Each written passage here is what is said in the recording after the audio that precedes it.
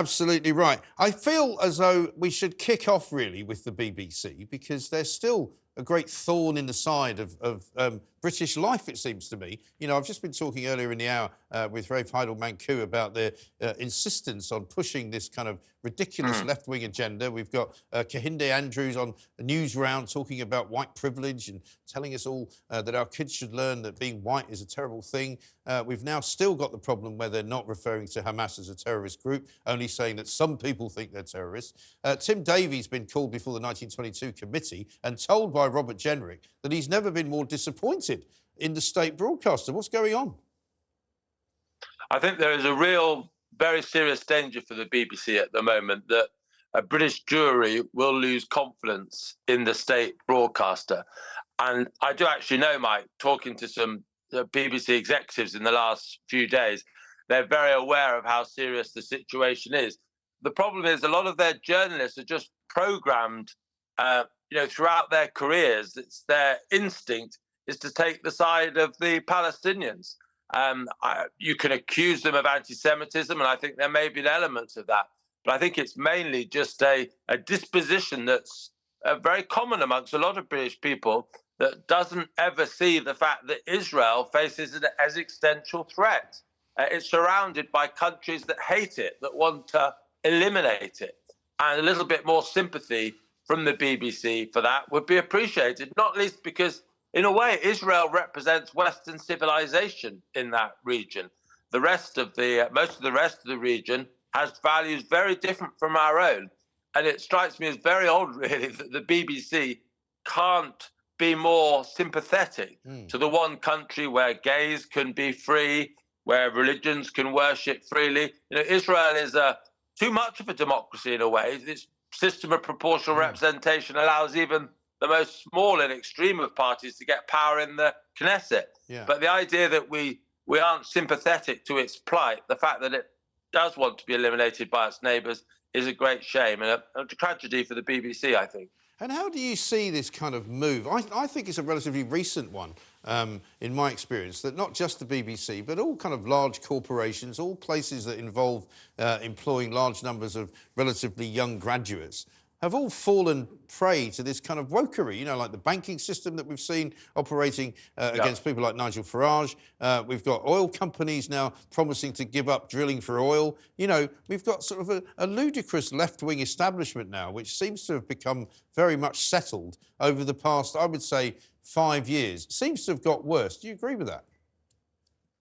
I do. And I think the big thing that's changed, Mike, is that over the last 20 years, really, the amount of regulation that comes from government to these corporations is huge. And so inside almost every private company, and I say private in inverted commas now, there are human resource departments which manage an awful lot of employment law. There are departments that manage environmental regulation, equalities regulation, you can go on. So in ostensibly private firms, you have very big departments full of these nearly all young graduates of the kind you described, and their influence on these companies is huge. So you have people at the front line in these companies trying to make money, develop products, invent new systems, but actually at the core, in the headquarters of all these companies, are these departments which are basically performing functions given to them by the state. And I think it's had a profound impact on British industry. And you've been mentioning Rachel Reeves quite a bit on your programme today. Yes. I'm not so much worried about the Labour Party spending too much money, although I am worried a bit about that. I think they'll have to be fiscally responsible because there's no money left. What I'm worried about most of all is them expanding these departments, giving private companies even more effectively state responsibilities and turning them into effectively arms of the state, arms of the political correctness that you've described. Yeah, and arms of a state which would have you go to prison under Labour if you misgender somebody. You know, the wokery is now fully amongst us. You know, it walks amongst us. It's no longer just a joke over there on the left-hand side of the street where sort of the nutters hang out with all their posters and they ring bells and things when people like Tories walk past and they hiss at them. You know, this is now mainstream. You know, you and I, basically, are now the rebellious punk rockers of 1976. Well, look, if we are imprisoned, I promise to visit you if you promise to visit me. Although, if we do, probably it'll be even a criminal penalty if I visit someone like you, probably in prison. No, listen, I'll probably be in solitary confinement by then, you know, and have sent to Devil's Island or something. But it is, I mean, to me, I mean, I'm sorry to be old enough to remember it. You know, politics used to be a pretty civilised business, you know, and it's become, for me now, so tribal and so ghastly and so polarised that, you know, we've reached a point where nobody can differ from someone on an opinion without sort of hating them. Yeah. No, and I think it's because politics has become too much part of our life, really.